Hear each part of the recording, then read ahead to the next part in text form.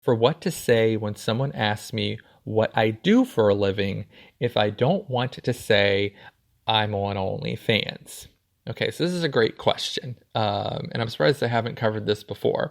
So I will say, as a longtime digital marketer myself, I typically get blank stares when I mention that is what I do for work for the last 10 years. If you say I do internet marketing, or I do, social media marketing, at least people are familiar with. But if you say, oh, I'm a digital marketer, or I do internet marketing or online marketing, people just go, oh, okay, what do you market?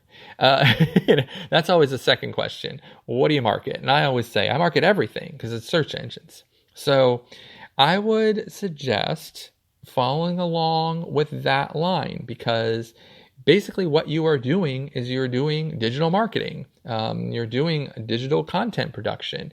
You're doing basically everything the same as someone who has a profession like mine, which is internet marketing. So if someone asks you, these are the answers that I would give. I would give that you're a digital marketer, that you're an internet marketing director, that you do accounting, that you do graphic design or graphic designer, that you're a freelance photographer, video editor and designer, or social media manager. All of these things are being done when you're doing OnlyFans. You are constantly, you could even say, I post content online, and that's it. You know what I mean? And then somebody said, what kind of content? Well, for search engines, or because you're not, again, you don't have to lie in order to tell the truth. You know what I mean? In this regard. So you can be basically telling the truth about what you're doing on a daily basis, and you're just not telling people every bit of that, truth. And it's not really their business. So I would highly suggest that you just tell people that what you do is you do digital marketing. And that was a great question. All right, so this episode was the final. There will not be a part 3 of OnlyFans Quick Start Success Guide, but this was part 2. And again, my name is Richard Lewis. I am the founder of OnlyFans Hero and the OnlyFans and fan site marketing company SEObounty.com. You can find this podcast on Instagram at OnlyFans Secrets Podcast. You can also find it on Reddit at r/OnlyFans Secrets. As well as, of course, we are on OnlyFans itself at onlyfans.com/OnlyFans Hero, where you can find the latest details on this particular podcast, the latest updates, and you can subscribe and follow for free on OnlyFans to this podcast and to us. And as well, of course, being on Twitter at, OnlyFans Hero, at OnlyFans Podcast. There's a lot of them. And OnlyFans Noobs. All of those, along with several others.